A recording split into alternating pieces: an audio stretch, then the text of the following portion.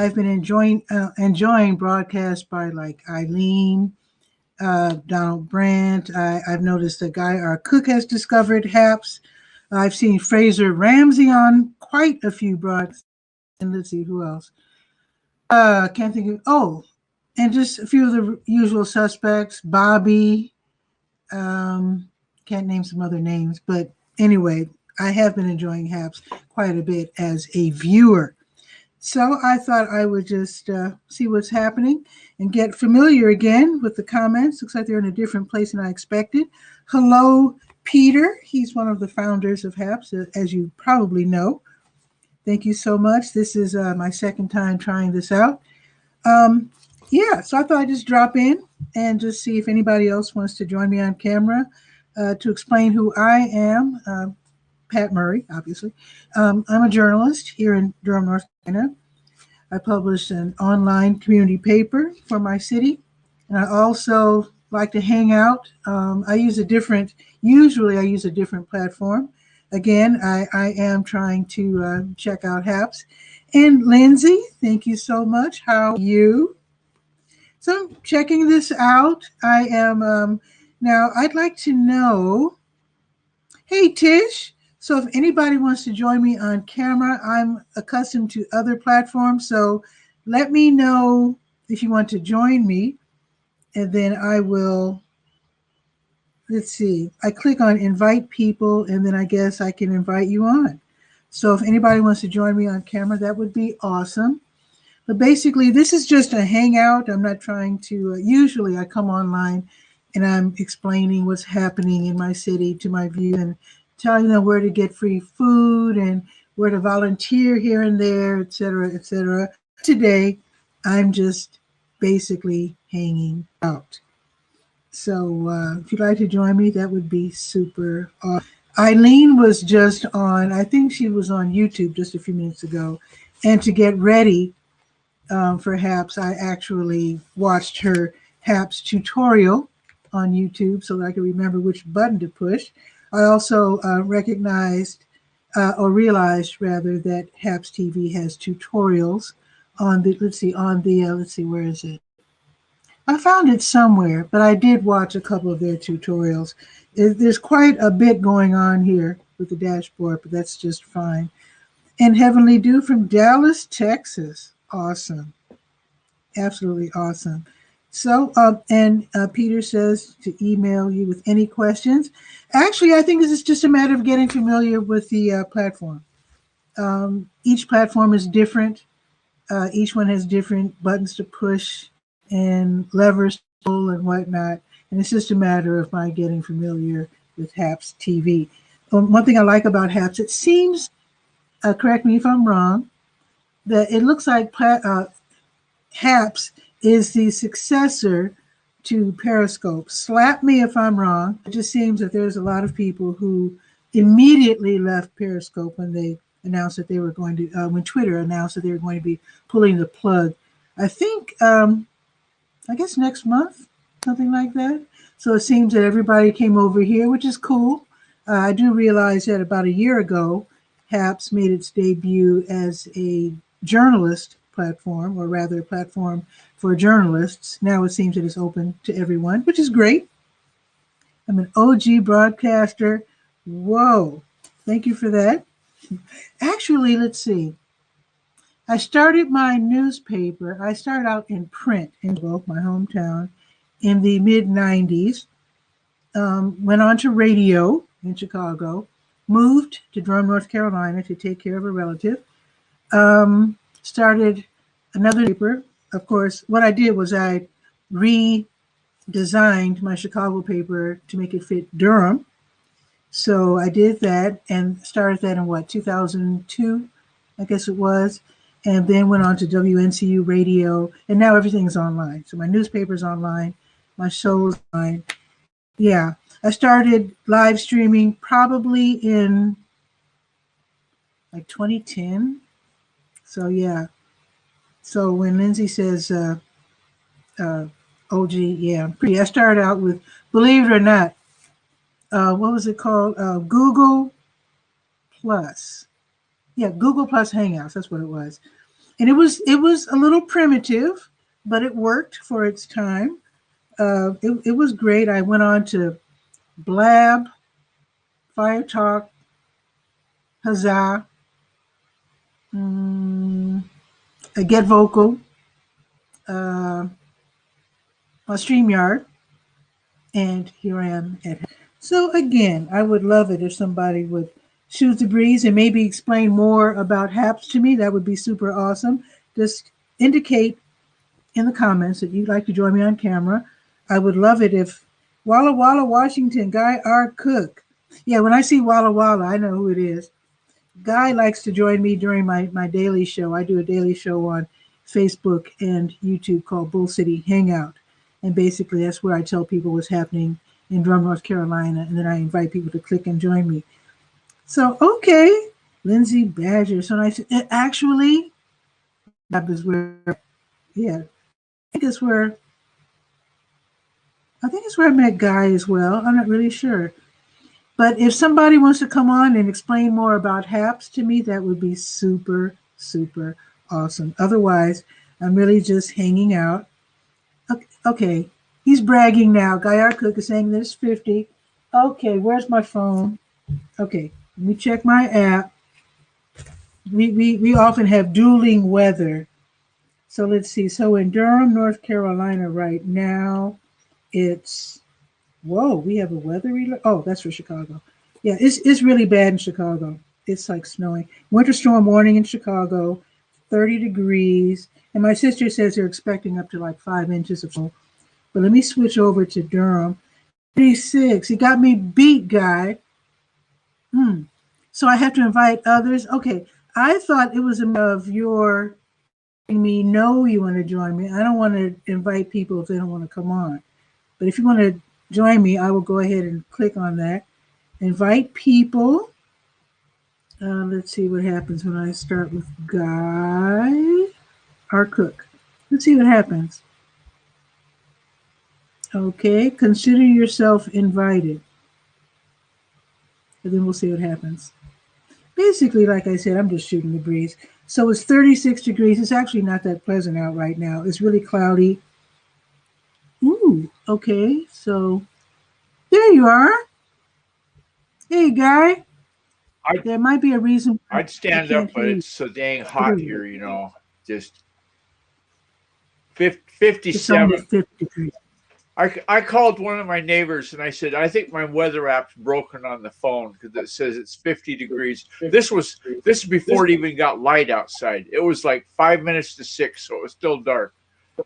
Mm-hmm. And I said, this can't be right. This is broken. And she said, no, have you seen how windy it is? And you go outside and it's like 20 plus degrees, steady, not pulsing like gusts of. It's blowing. Windy city today. Thinking of windy cities like where you're from, but it was. Yeah, well, it's pretty rough in Chicago right now. I made a quick walk, 6 minutes up and back, just so I could say I went outside and stretched my legs. Mm-hmm. Oh, that's so cool. I think that explaining about HAPS is probably above my pay grade because I don't really know that much about it. To tell you the truth, I know how to turn it on, and I know it has to have the Chrome browser. That's about the, Well, one thing I wish Peter is still, but there is one thing that I really, really wish HAPS had. Yeah. And it is my favorite feature in Periscope. Nobody else has this as far as I know. I started with Periscope when they first, I love Periscope. Yeah. And my favorite feature is clicking on Periscope, opening it up, and going to the world map. That's my very favorite because Periscope was designed for people who wanted to show their world to basically. So people were showing kangaroos in the front yard in Australia, tours, walking of Tehran, Russia, Brazil, whatever. And so I love that. So I would love it if I don't know that it has a map, But I do know you can see Paris, France, because I've seen Paris, France, a couple of three Mhm. times. Um, Mhm. and they have to wear a mask all the time. It's the law. If you But go here's what out, I'm talking about. yeah, if you go outside in Paris, anything, just walking down the Mhm. street, you have to wear a mask. Yeah, Period. but End what of I'm story. talking about, what I'm Yeah, talking about is an going to interactive Paris map. and saying, I wonder what's going on in Brazil today. And then I go Yeah. to Brazil on the map, and then I see that there are some live broadcasts, and I click and see what's happening. And then, Uh-huh. of course, sometimes late at night, everybody's asleep in Eastern time zone. And then I say, Oh well, let's gosh. see what's going on in Korea. One Let's time see on what's my happening in India. you know what Skype is, right? You know the Oh yeah, messaging program Skype. oh yeah. So back in the good Standard. old days, and about 20 years ago, I get a Mm-hmm. message on my Skype says call this guy in India. Here's the phone number. So I'm thinking, Mm-hmm. like anybody else would, it being it didn't say wait till it's 9 o'clock in the morning there. I'm thinking call him right now. So I called him up. It's the middle of the night. Oh It's, no. could you call back in the morning? I'm like sound asleep. I can't really do it. I said, oh, I'm so sorry. So I told the guy that gave me the message to call. It was on a co-location deal. And now imagine this: from India, I forget what town he's in. From India to Seattle, had a dedicated 56K phone line 24/7. So he could Hmm. always have his call center receive calls. And that's where Wow. he wanted to hook that up. And Wow. the deal was going together really good. Mm-hmm. I sent him the contracts. He changed the contracts to what he thought should be and sent it back and said, well, I've changed the contract, to this and this and this and that. Well, the deal's off. We spent years developing those instruments. You Mm. can't change them, So we never sent a Word document anymore as the contract. It became a PDF file after that Oh because yeah, then, that's a smart way to then we could go. then we could lock it down and there was no editing, changing. And I mean, the guy he was rich, but he was crazy rich. You know those people? Imagine if he had not told you that he had changed the contract. We would have seen it. We would have seen it. Oh, okay. But still, yeah. Yeah. Okay. I gotcha. So how often are you on HAPS? Because I see your name popping up quite a Um, bit lately. on the weekends, I do it, and then weekday mornings. If Now here's something I know about HAPS. Mm-hmm. Every time you log in, you get coins given to you as a attaboy, like 50 or something like that. You know So what I I'm like, figured out about that? Here's the thing though, guy. yeah, Um, I have occasionally I'll check HAPS, with my smartphone, and I right, notice you only get the coins. At least, well, I'll say only get the coins when I'm on my desktop because I can right before getting out of ah, bed, I might check my social media and I'll check HAPS with my yeah, smartphone, and that's fine. Nothing happens, and then I actually go to my kitchen computer and check HAPS again. It might be 10 minutes later, and then I right. get the coins. I've never gotten coins on my smartphone. It seems to only work Ah, with desktop. now So I think that is your maybe phone it using a on your Chrome browser? desktop. What did you Are you say? using a Chrome browser on your phone? Because I think I I get just them have on my phone. I just have I the know app. I mean, I get them on my Chromebook. Um, yeah. I ah, just click this oh, app. I have the truly, app. Right? maybe that's Yeah, why, the because app. you're on the app and not on a browser. Maybe that's it. Mhm. It has to be a Yeah, HTTP. Well, the I app should noticed. be HTTP. Huh. Yeah, I don't know. You have to ask one of the guys, the developers, if they can, Mhm. hook that up. Because beyond me. It's not bad for me because I do have a desktop, and then I'm realizing people who are using their tablets and smartphones, they might be missing out. Yeah. Now, How do you get away with no headphones now? I am using my Bluetooth speaker. I have a JBL boombox a few feet Yeah. away from me. So And so it's not because picking up into the mic, I have it just low enough that I can hear it, and I right? have my microphone angled at such a way that it's not Oh, any okay. not the sound is not leaking into the mic. It's like the pharmacy guy, when I caught him the other day, the pharmacy guy was echoing, and that's because your boombox was too loud. Must have been. Actually, I'll tell you why that was. I Ah, was watching a HAPS show, and ah, someone mentioned disengaging the echo. And I said, "Oh, well, let me try that." And yeah. so, I'm sorry, not HAPS, I'm sorry, Street. And I said, "Oh, well, let me try that." So that was the first time that I had ever not engaged the echo protection.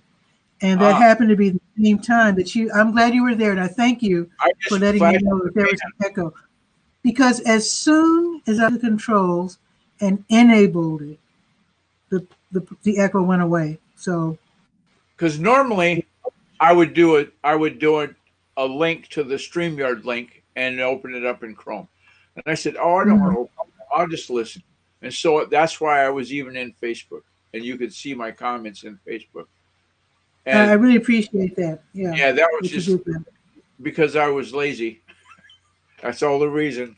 I can't think of any other identification for that other than just didn't feel like going through all the changes in the desktop and so forth. Yeah. But I was in the Chromebook and I was trying my hand at you know what a sitemap is, right? Yeah, An sure. X, the XML sitemap. It's like the menu with the Mhm. restaurant. It's what's in the content. Mhm. Well, the one I got for Route 6 Tour has got over 3,000 URLs because I've been doing it for decades.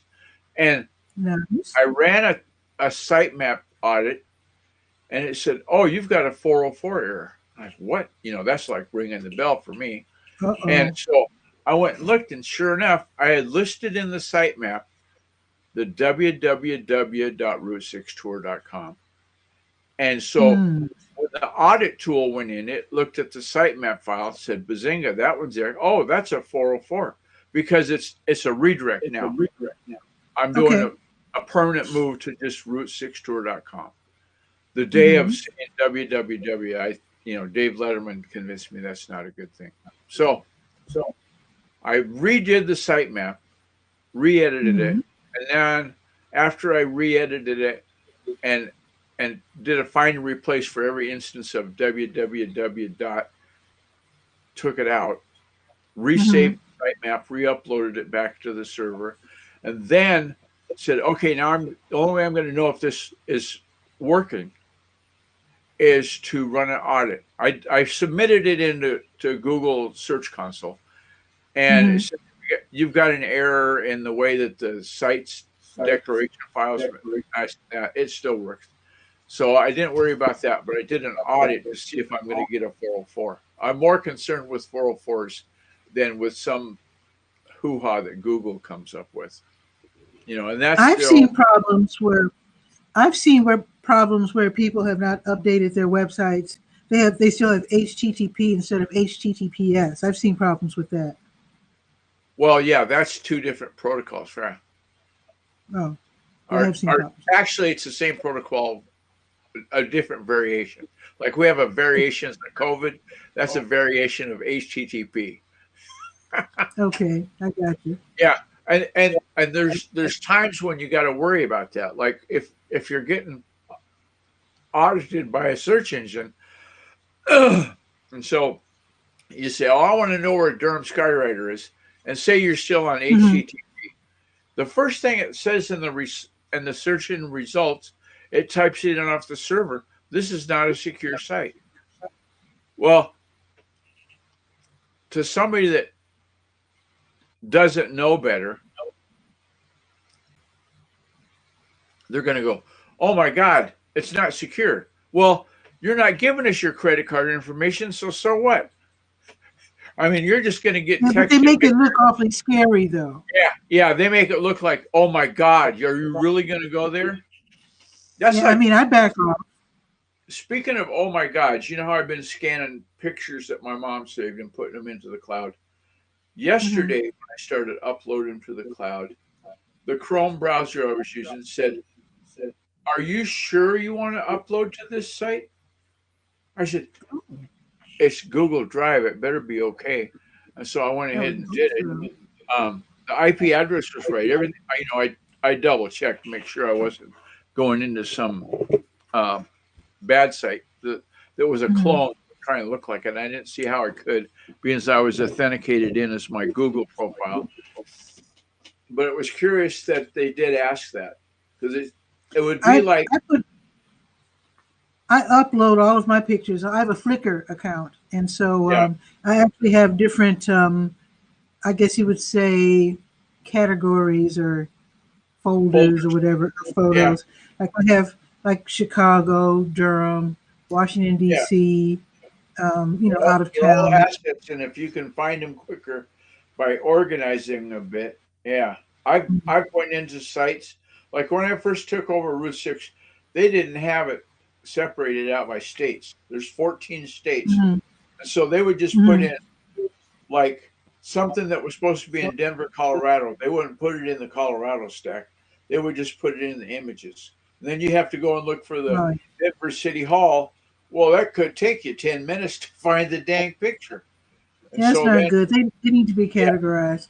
then Yeah. we, yeah, I recreated image directories for like if it Mhm. was supposed to be in Rhode Island, then I'd put any time I found an image for Rhode Island, I'd stick them in there. And then as new ones came down the pipe, like if they said, well, put this into the Nebraska page, I would automatically put the image in Nebraska and then link it from that. Okay. Or if it was something that was going to be evergreen and go on all the pages, all states, I've got a folder for homepage and I just stick it in there and then I know that that's where I'll find it. You know, like Okay. if So something are you like a Merry what Christmas or something like that. Yeah. Go ahead. what are you? Their web developer? What do you call for that for Route 6? Well, the technical term, like if I was at a formal meeting, we had a tie on and our suit was well pressed, I'd be a web developer. Okay. If it was in the kitchen at Russ's house, I'm the web guy. Okay. So No do you pun, have no any pun intended. input? Huh? Do you have any input in promoting? Hey, Eileen. Eileen's here. Do I have it? Let me know if What? you want to. Oh, do you have any input? Oh, thank you, Eileen. Super Heart Org. Anything that's online, I'm the guy. Anything they do online, So, but whether do it's you have any input on? Do you have input on promotions of Route 6? yeah, yeah, I do them. All the campaigns that are running right now, I'm done. Like Oh. I'm getting ready to start off a donations campaign and a letters campaign. So like if let's say Route 6 goes through Illinois. So let's say you live in Chicago. And one Hmm. time you and your family went on a road trip to Route 6 and you had a picnic and blah blah blah. We'll write a letter up about that and we'll put it on the page for Illinois. Bazinga. Hmm. Cool. You're gonna tell your sister and everybody else, hey, remember that time we went to Route 6 and Dad got stuck in the ditch and blah, blah, blah? Well, I wrote that up and put it onto the Route 6 tour. You want to go see it? Here's the link. So I'm hopeful Cool. we can just develop it into, increase the transparency that it's not just for California, it's not just for Utah. Yeah. Now I told you about this. These guys I was watching. It's a middle-aged guy and his elderly dad, and they Yeah, were just going down different highways, showing us these adorable little towns and staying at these cute little hotels, seeing the sights, yeah. eating the local foods and whatnot. Very, very cute series. And I would love to see somebody do that with Route 6. That would be because the way they do it, We and they're just regular guys, they make you want to go yourself and right. check and It's see. not like On the Road with Charles Perrault or whatever that guy is, CBS. It's not Oh, you better formal. time out. You need to thank Irene for just giving you some coins. 4 minutes ago, What? she gave You a you super didn't heart. hear me? Oh no, I must have missed that. Sorry. Oh yeah, you've been on Periscope forever, so you know all about that stuff. I'll shut up. I guess you weren't listening. That's No, okay. sometimes I I don't. didn't. I didn't invite her, but Eileen just finished being on YouTube for about an hour, Yeah, so I can't imagine she'd want to she gets sit a in front of lot the of camera. hits. I do a compare of different YouTube channels with vidIQ, and Oh, and she's getting like 20,000 views, and I'm getting if I get 1,400, I'm a fat city. That's huge I for get me. 14. I'm like, whoa. Well, you do the That, math though. If you got 14 views and you only have 14 followers, you got 100% participation, right? If well, you've I got do have considerably if more than 14, but I do. well, I don't get a right. lot of views on YouTube. Well, then you need to honk the horn. Well, can't more than a daily show. So I'm Yeah, doing but a daily show on in your every day in except your Sunday. in the course of the daily show, how many times do you say watch this on YouTube if that's how you intake your news for the day? You can find out all of the play of this events list by going to youtube.com. Because maybe they think if they don't tune in at noon, because you're on at noon, right? And they don't get off work till 4 o'clock, so they're going to miss it for today. Yeah. Well, being that you post the simulcast and it's going to be on the YouTube channel, then put that into text. You can watch this episode at. That's what I've started doing with mine. With each Mm, episode of the podcast, when I upload it to YouTube, you know how they give you that gobbledygook URL. I copy and yeah. paste that right Mm. back into the show notes. If you want to see this episode Actually, about search engine optimization, blah blah blah, click here, and it mm. takes them right to Well, YouTube. actually, if you go to the Durham Skywriter Facebook page, you'll see that I have not only the original StreamYard broadcast, you also see the YouTube broadcast as well. Okay. So you actually see the same show, two different platforms on my Facebook page, which is kind of Okay. weird, but that's the way I roll, basically. What I do is that I naturally I broadcast to the Durham Skywriter Facebook page, but I announce it on my general page, and then um, invite people to watch on Durham Skywriter page, and I share it to the different Durham groups. So Yeah, so the you're getting. announce I've seen the number of guests that you've had. The people in Durham, North Carolina, know you're happening. yeah, they do. So I just want more, of course. Well, I think that Bull City Notes or Bull City Hangouts, excuse me, Yeah. Bull City Hangouts, you should make into a separate animal that is not unlike Haps TV. That we don't care if you're in Walla Walla or if you're in Chicago or if you're in New York or you're in Philadelphia. Shut up, Eileen. Mhm. Then come on down and we'll just shoot the breeze, just like you got in Mhm. your title, and talk Yeah. about whatever, you know. Well, I do that anyway because you do join me Yeah. from Walla Oh, Walla, Washington. speaking of Netflix binges to watch, the Where were good you movie. talking about Netflix? No, we're turning the page. Okay. It's called The Dig. It's The Dig. What the heck the is that? dig, like digging a hole in the ground, and it's Okay. based on a true story. It happened in England in 1939, right before they started the Okay. war, and that's all I'm going to tell you. You'll just Okay. have to get Obviously, hooked. it's not a comedy. No, it's a drama. It's a drama. Hmm. Tell me a little bit more because that's not enough to make me Well, want to check it out. okay. Do you have Netflix? I actually don't, but go ahead anyway for those who have Netflix. Well, for those of you that have Netflix, The Dig is a true story about a guy back in 1939 who this lady found out he was not really an archaeologist. He's an excavator. And like he said to his wife one time during the show, he says, "You hand me a handful of dirt from anywhere in this county, and I'll tell you where it came from." Right? So he Wow. started. There's these mounds on this lady's property. She had all these mounds, mystery mounds. Mhm. Why is there a big pile of Mhm. dirt there? So he looked at the mounds and checked them all out. They're all circular except for one, and it went east to west. So he dug it up, and Mhm.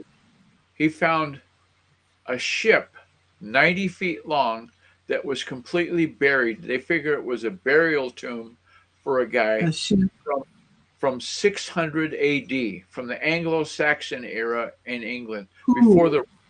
the before there was anything going on, and it's really good.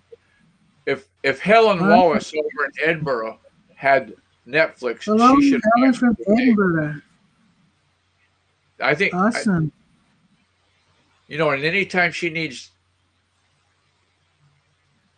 I think he said it's called The Dig. no, It's the on Dig, Netflix. but it's about the mystery mounts in Suffolk. You know what I'm talking about, and it's really a Mystery. cool story.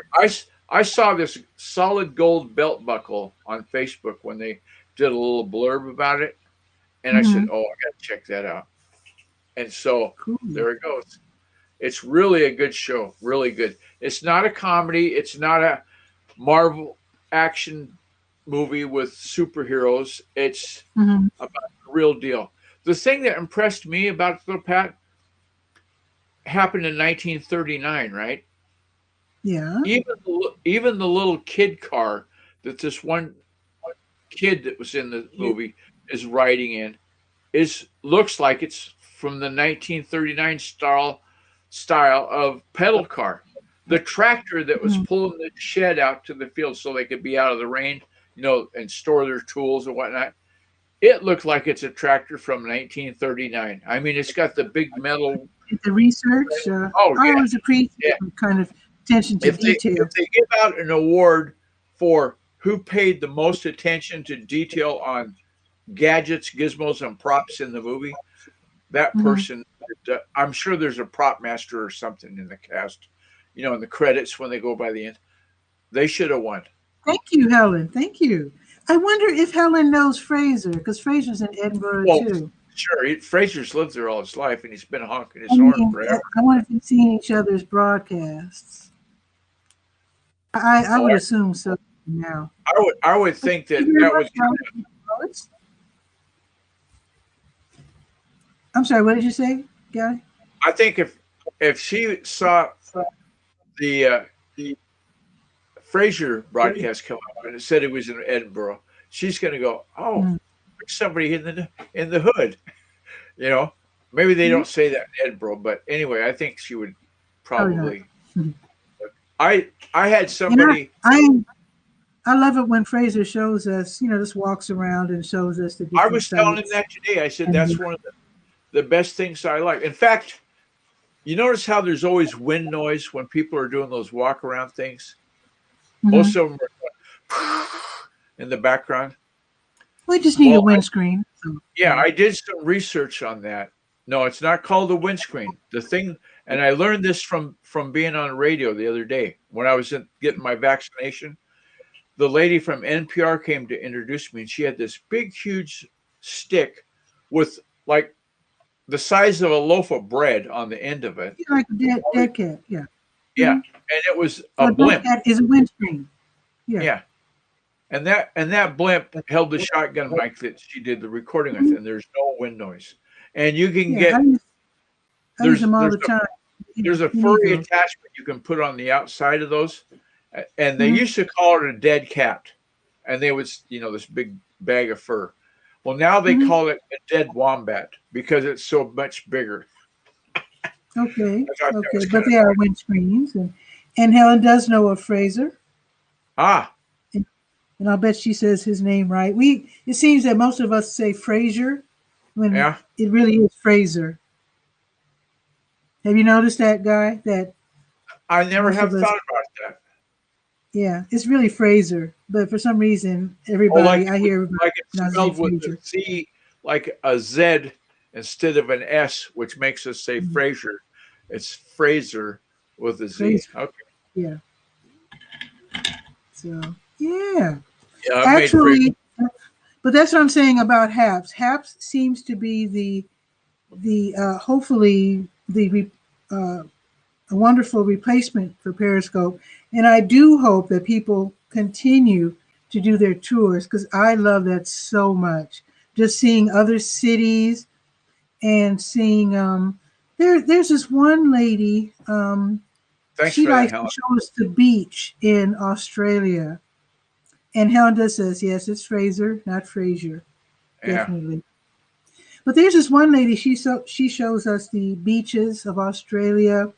And I have seen there was someone showing his front yard in Australia saying how the problem that many of us have in the States with deer on our property, they have the same Right. problem with kangaroos on their Oh, properties.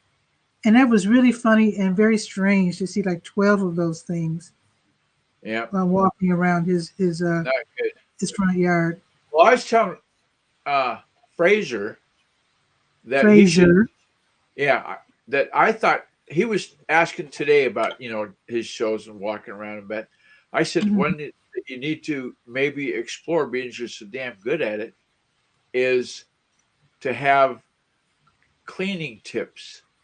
Not necessarily, oh, like an infomercial, get this brand of cleaner because it does blah, blah, Mhm. blah. But just when I need to scrub down the top of the stove, the first thing I do, and just walk them through it step by step. But he said the problem with that is that you run into the issue of people not wanting to show off their house. You can't just go into Pat Murray's kitchen and say, "Oh, look at this stovetop. I'm going to clean it up." And you might Mhm. say, "I don't want people seeing my stove."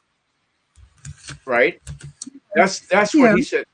That maybe that's the European mindset. I don't know. I know that when I worked for Volt Consulting and we took international calls, that the rules changed dramatically when dramatically. I have to remember that word.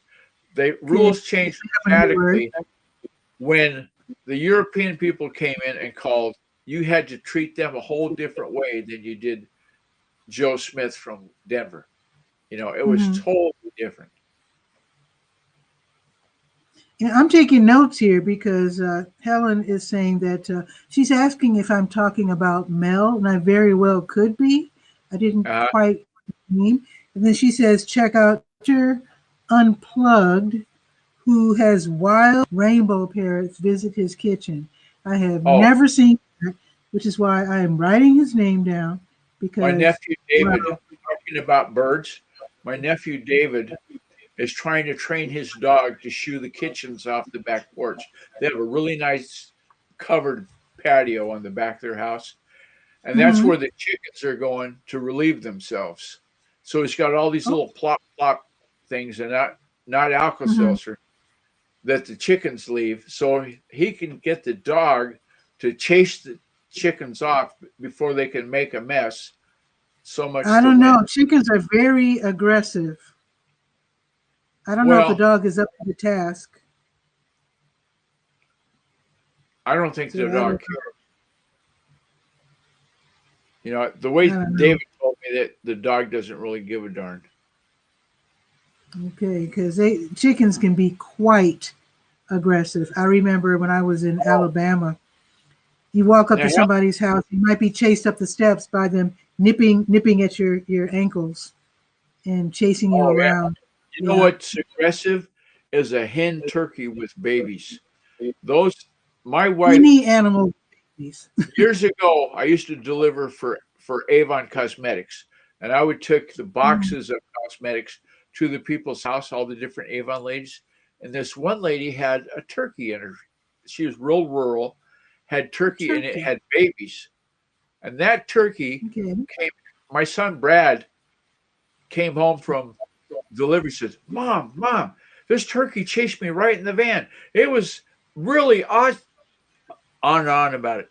So Darlene was such a doubting Thomas. She says, well, I think I better see this. So she's gets in the van and goes with us the next time Hmm. because because our oldest son was her baby, and no turkey's going to mess with her kid. She's going to go and defend his honor. The turkey Okay. saw Darlene and chased her right back in the van too, and it was kind of like a whoo. I'm glad he didn't get me. It was so funny. What would a turkey do, I wonder? Just peck you, Well, just well, that could probably hurt. Now, I was walking in Washington Park with a friend in Chicago, and we were just carrying on the most casual of conversations. We were just walking around, yeah, not noticing that we were walking towards some baby geese. We didn't see them. We were just walking and talking. But suddenly we realized we were being surrounded by, it's yeah, like a street game, but yeah, except they were yeah. You're in geese. our And so hood we now. were, yeah, so we were surrounded. And I was like, whoa, this is starting to look kind of threatening. And then we And realized, you weren't wearing the right colors, right? So you could blend oh, I into the don't know. game. I don't know. Yeah. When I realized that we were near some babies, we backed off and went the other Oh, way. They were and the surrounding us. They were very threatening, but when we turned tail and went the other direction, they were like, okay, cool. But I right was over going to there, notice. right over there. Helen has Oh, commented too about swans being oh, aggressive. yeah, the swans That's are true. aggressive. I Those think whistling swans are bad news. I think any animal with babies, if you threaten their babies Yeah, or get near their yeah, babies, you're in trouble, regardless. yeah. So yeah, I actually heard that I can't remember what country they were in, but someone um was approached by a little chimpanzee, Yeah. and then the mother or father or the parent um came close, very very close, was very upset, and they knew by watching the chimpanzees that the way to say I'm sorry is to stroke the little one's head. So they stroked the little chimpanzee's head and walked Now, away to tell the parent, now, no, we're cool. And so the not parent calmed down immediately. they're not chimpanzees. They're the monkeys that run around wild in the streets of Thailand that are fed by the tourists. Well, Wow. there's no tourists now because of COVID, so the monkeys are getting really, really aggressive. They're quite the thieves, though. I see many YouTube videos where they steal purse, food, hats off of Oh yeah, heads. I mean, I don't know what's going on with those guys. I've had seagulls steal my crab bait from 10 feet away. They'll just swoop down and grab it. Wow. I guess obviously you need to put a lid on that thing, huh? Yep, yep. And Helen If said you're they're very if you're over on the coast at Westport, the seagulls are really used to people being around all the time, so they don't mm-hmm. think anything about being. They can tell, I guess, how fast humans can move, and if they're 10 feet away, yeah, I can grab that piece of chicken, and fly off long before the human is ever going to mess with me. Well, I was eating some chips at a bus stop, or I should say Uh-huh. crisps for Helen. Right. And I I was in Hyde Park. Hyde Park is near the lake, so they're like seagull type birds. So I'm Yeah. so I'm waiting for the bus. I'm a teenager, and I'm eating these crisps, and this seagull is hovering in the air next to me, like trying to get into position to steal one of my chips. That Oh scared yeah. me to death. It And scared me to death. Seattle is right on the coast. It's on Puget Sound on the edge of the saltwater. Mhm. And there's a restaurant, famous restaurant there called Ivar's, Ivar. So if you go to Seattle, you have to check that out. And one of the things that you do is you throw French fries for the seagulls. They'll never hit the ground or the You water. throw them in the air. Do they? They grab them right out of the air. So Yeah, the bluebirds do that in Chicago. yeah, so my nephew Blue Kevin's there, jays. and I gave him like half of a little cardboard container of French fries. You know, I could get at McDonald's or whatever. Mhm. They do the same thing at Ivar's. So he walked over and was holding the thing out in front of him, like, half an arm's length in front of him. A dang Uh-oh. seagull flew down and knocked the whole kabang out of his hand. Oh Said, "No, no. you don't do that with us. We're street smart seagulls. We're not like them sissy lala seagulls out in the ocean." So Wow. we turned that into a Thanksgiving story that we tell every year. And, hey, remember that That, time when Kevin was feeding it? Yeah, we all do that now. that is amazing. And if anybody wants to join us, indicate so in the comments. Be happy to bring you on. This is just I a didn't hangout. indicate nothing. I just clicked on the little down at the bottom. It said join the broadcast, and poof, there I was. Well, I mean, I would like for them to let me know because they might not want to join. So, Scottish seagulls are huge. Really. I can't Ah, believe how small the sea. I think the seagulls in Australia are about the same size as the ones I've seen. Maybe the where we Scottish seagulls are a different species. species, subphylum. I don't They're not. know. They're not albatross, are they? Because albatross are huge. Like they have What like are the birds? What are the birds that swoop down and they grab fish? They have these big chins and they grab the fish out of the water. pelican. I love those. I've never seen them in person, of course. Yeah, they look pretty cool. They have them even over here on the river, on the Columbia River. Mhm. They'll be not like they do on the coast, but small, and they're all white. Just really pretty looking when they're flying around. They always fly in a group, a flock. The geese will fly in a V, but pelicans not Mhm. so much. The pelicans just fly at the same time, but whether it's a V or not, I don't think I've ever seen pelicans in a V. Well, I wonder if the pelicans, they're not digesting the fish, right? I mean, they're just catching them, then they deposit them somewhere and then eat them neatly, or do you think they swallow them whole, or what? I know what they do.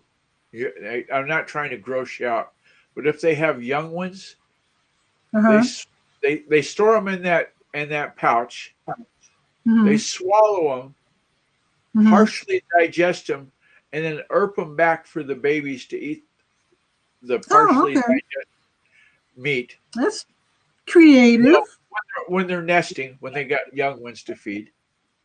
Okay. I can't criticize that. Yeah, don't think of it as a sack lunch. Just think of it as like how they're going to store it until they get to point B, moving the fish from point A to point B. Yeah. Yeah, Well, I mean, as long as the little ones are getting fed, that's fine with me. Because I know in the olden days, now I don't know about, well,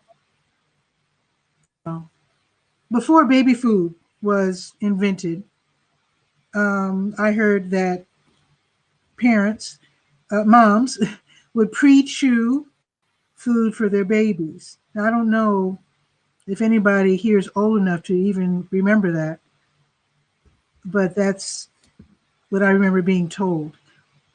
Baby food in the QRs, I guess, didn't always exist. And to make the food palatable for the little ones, it would be pre-chewed. Thank you so much, Helen. I really enjoyed meeting you. I think I've seen your broadcast, and yeah, so yeah, I so please drop by again. And Akira, my eyes are kind of, let's see, Haki Habara. Thank sure. you That's for pretty close. dropping in. So if you'd like to join us, that would be super awesome. I do Yeah, hope again that Akira Hakihabara probably knows a different variety of seagull than what we have, because Akira I don't think is in Kansas. You know what I mean? oh, I don't know. I honestly don't know. But I do perhaps becomes the I don't want to say Periscope 2.0. I mean, naturally, it has far more controls than Periscope ever had. So, and monetization, all that sort of thing. So it's better. But I do hope that once Periscope completely is No, disengaged or whatever right. happens to it, I do hope that everyone comes over here.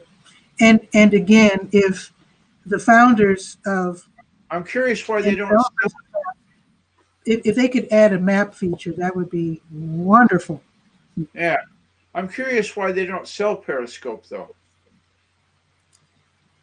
because A isn't lot of there's these several social, there's a lot of users. You'd think they would have a value. I honestly think. Um, Here's what I think is going to happen. Now, when Blab first came on the scene, there was a third party developer named Fetch. They made it possible for you to download your blabs once your broadcast was over. Blab did not have that available. Obviously, they were working on it behind the scenes Yeah, because before you knew it, they announced that you can now download your or save your have an blab session. yep, yep. And then Fetch went out of business or whatever. I suspect that even though Periscope is supposedly being shut down, I think Twitter is going to incorporate it into Twitter. I'm just guessing. I Okay. have no expertise in this Well, area. that's entirely possible. There's just you can't ignore that many people. If there was only 6 people using Periscope, then poof, it's gone. Big deal. But let But me there's tell not. you another reason why I feel this way. I have in my newspaper, within my newspaper, on a certain page, I have a Twitter widget. It's all of my tweets can be viewed. You can scroll right through them Right. on the neighborhood page of the Durham Skywriter. But when I go live on Periscope, it also shows up on my Twitter. So I think right now it's kind of clumsy. It's as if they're two or one and a half separate apps. And I Oh, think so you're just taking the RSS feed from Twitter and pumping it into Periscope, something like that. no, basically Oh, I have the Twitter widget, which yeah. allows you to scroll through my Twitter. Twitter has set it up so that when you're on Periscope, if you happen to have a Twitter widget, the people get your Periscope shows as well. It's very clumsy and it's Yeah. weird. It's a feature that they don't uh, crow about for some reason. Yeah. But I have a feeling they want to be less clumsy, and I think they're going to hopefully they're going to um, fold Periscope into the Twitter app Yeah. because it's powerful. Periscope is quite. If something happens in the world, like when that building. Remember that low income building in London? I don't know if it was London, but in England. Remember that fire and the whole I building went up? It didn't was hear about it. crazy. So I went instead of waiting for CNN and BBC and all that stuff. I went to yeah. Periscope Oh, and I could see firsthand what was going on with that building. if I want to know like an instant perception, I would get hooked up with Twitter. I think like if I try to go to Haps and it's not working, I would go to Twitter and say just do a search for Haps TV. What's the problem? And likely Mm. is not the outage report.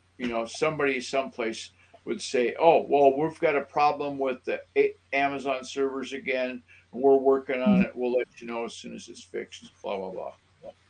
Well, the cool That's thing again that with doesn't happen. Periscope, if you know something's happening in London, you can that map I told you that I love so much, Yeah, and then click on London, and you'll see a bunch of people are broadcasting about this event. yeah. HAPS has got to take that on because it is so useful. Well, I think the last time I read the license and use agreement and all that stuff, perhaps the concept was they wanted to have it be a journalistic endeavor. That In the is to say, beginning, yeah. Hey, Don's here from Copenhagen. hi Don, you get news to report this is where it rolls. Like if you want to do the stock market for Copenhagen, then bring in that information. The couple of times that I tried to wrap my head around doing something on HAPS when I thought I needed to, I was doing what happened on this date event kind of a deal. You know, like who was having a birthday today, or if it's like I got a ping on my phone from the Human Bean Coffee chain that said today's Mm, National Hot Chocolate Day. Come on down. okay. And I'm going, yeah, well, that just stirred the pot. I had immediately flashback when my mother, who's just passed away last September, would go to a coffee stand. She always got hot chocolate. And I think it was Mhm. because she didn't come out and say it, I don't have the capacity for the caffeine. I don't care for the taste of coffee. But she would always just get hot chocolate. That's how Mhm. she. That's nice. That's very. I did invite Don, and if he could join us, that would be awesome. If not, I understand. Let's see. In his part of the world, it is. Oh my goodness, it's Late. almost midnight. It's almost where Don is, if I'm not mistaken. And actually, for you, it's only what, 3 in the afternoon, Yeah, it's coming two in up the on two. afternoon. Yeah. That's hilarious. It's almost 5 o'clock p.m. here. And I think Yeah. And colder. Copenhagen is going on midnight. I think. Yeah, but Well, he worked. maybe 11. Trey's probably got him working the night shift anyway. Hmm. So, do you do your own broadcasts? Because I usually see you on other people's shows On the No, I don't on have HAP. my own. I don't have my own thing going on HAPS. I tried it a couple of Oh, times. I simply put I don't have time. hmm, hmm. Okay, well, I understand. But it is nice when you do drop in. I think Fraser does the same. He likes to drop in on other people's shows as Oh yeah, I well. Frazier. I get it. It's really weird. I don't know how I got this. It's something to do with the settings, but I get an email when Frazier's joined Pat Murray and HAPS. Boof! It'll pop right up in email. But if Don Brandt, Nice. who I also subscribe to Don, when he joins somebody's HAPS, I don't find out about it until I go to HAPS. If I just relied on Hmm. know where Maybe it's Fraser. because he's on a show that you're not subscribed to. That could be Yeah, it. something. It's a setting. Okay. And actually, I really do like. I'm used to the dashboard now. I'm sort of looking around it. There's a lot going on, but I do like how this is set up. There's a couple things I don't quite understand. Sample image upload. Oh, I guess I could upload what banners and whatnot, I suppose. Oh, on that other side, see where you got connected, and then on the far right it says uploaded. Yeah, it says So if intro. Oh, so if you countdown. Oh, so if you okay. downloaded a countdown, you could put it in there, and then just like you click on people's faces to put them in here, you would click on that countdown to put in here. Okay. And then there's a sample image upload, and Yeah. So if that would. you've got a picture of the squirrels in the park when you went downtown, and you saw 8 squirrels at once in the same group. I said, "Wow, they're having a gang form." So you could warn everybody in Durham, look out for the squirrels. They're getting organized. Interesting. Oh, there's Don. Okay, now Just I click on his see. face. Okay, wait. Uh Yeah, oh. There he Bazinga. is. Hi, everybody. Hey, Wow, look at this setup. That's really cool. Yeah, But the I'm words are going so through. small. I can't. Haps challenge. There you Oh, go. Is there you that are. better? Yeah. What's new? Oh, nothing. I just tried that HAPS challenge. Nothing worked. So I'm just going to leave the platform and I'm never coming back. Oh my God. that's the spirit. No, Throw it in the pot. If I it had, doesn't float, yeah, sink it. No, I had a lot of people say that they were going to come by on the challenge and then they didn't show up. So I figured, screw them. I'm not going to trust people anymore. and I'm going to go live in a crab hole somewhere. You better Oh, talk to your dog. remember? Come here, Trey. I think the dog is pretty used to doing what he's doing, and the crab hole doesn't sound like what he'd be accommodated with. Yeah, he wouldn't appreciate that. Hi, puppy. So is he an actual Yeah, Danish dog? he's a character. He was born in Denmark. Okay. No, I asked that because some friends of my parents moved to Japan, and their dog had to be quarantined Quarantined? several weeks. Yeah. Yeah, way Yeah. before COVID-19. It was the fact that they were moving a dog from one country to Years the next. ago, when we moved to England, because Dad was in the service and we got transferred to England, we would have had to put our dog in quarantine for like a month. I forget. It was such a long time. We got rid of the dog. He gave the dog to his brother Howard, and that Hmm. was it. The dog stayed in America over that quarantine thing. But then coming Wow. back, we had a shaggy dog, a Welsh Border Collie, Rusty, and she didn't have to quarantine at all when she came back to the States. At least not that I remember. Well, we have no standards. Oh, yeah, yeah. And that was in the Oh, 60s. Things were a lot looser then than they are now. I'm sure. Yeah. Yeah. Yeah, he's a Jack Russell Terrier, but I've never tried to travel anywhere with him. But he does have his own passport. Oh, yeah. For real, honestly. Yeah, it's like a little passport that they give you dogs in Germany. Because when I went to go get his vaccinations when he was a pup, Mhm. they Yeah. make this little like passport, and he's supposed to travel with it. He's supposed to have it with him at all times. Did you remember Oh, your is it, passport? is it like a shot record? So if you go to another country and they say, "Oh, has he had such and such a vaccination?" Yeah, You get yeah, that exactly. record. Yeah, Yeah, that makes sense. yeah. Actually, And they that's want to do intelligent. they want to do that with the COVID vaccine too. They want to do that for humans. They want to be able to, in Denmark, they want to be able to make a specific, because I have a book that tells when my last malaria shot was, because when I was traveling down to Curacao, it was a Yeah, requirement that I get a malaria shot. that makes Oh. sense. That makes Yeah. sense. So So you're that having would be that nice. record. Yeah, it would be Well, nice they to have are. it sent directly into my passport, so then people can see it in the future. Well, the airlines are saying that they don't want you to travel unless you have been um, vaccinated and can prove that you've been vaccinated within a certain amount of Yeah, time. and now So you you might as have well have a cute little passport. doesn't matter who you fly with, you have to wear a mask. Period. Oh yeah, Yeah, that's a I federal want thing. to anyway. Yeah. There's a lot of dirty people that fly. It's like a big it's like a big bus It, with it only wings. takes one.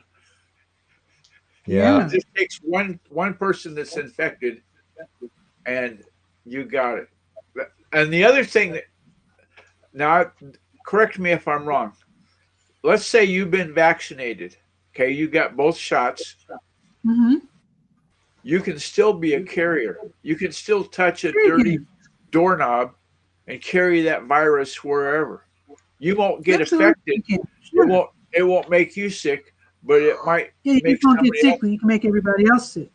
Yeah. Absolutely. You still gotta be That's careful. what Still I'm gotta doing. wear your Even mask. after I get both shots, I still have to wear a mask when I go to the store or go to the Absolutely. restaurant or whatever. I'll be getting my first shot on March 2nd at 9:45 a.m. Yeah, That's So I have my. that's because she's just a kid, Don. There's one of the Hexicans. No, I made this HAPS challenge banner and front. Yeah. Nice. What do you call it?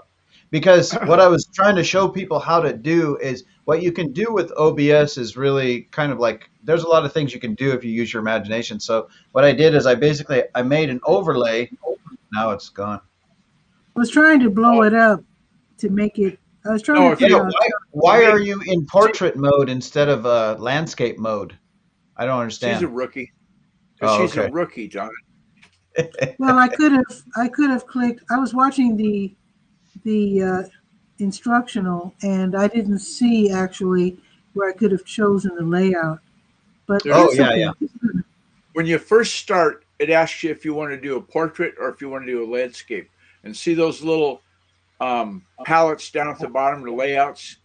They'll change the shape from portrait to Yeah, that's what I was landscape. clicking on, but it But wasn't working the way I yeah, wanted but it to work. I think, Guy, what you forgot to tell her is when you're starting, you have to go over to that menu that's on the left side of your dashboard, and there's a thing there that says settings. If you click on that, Ah, then that's right.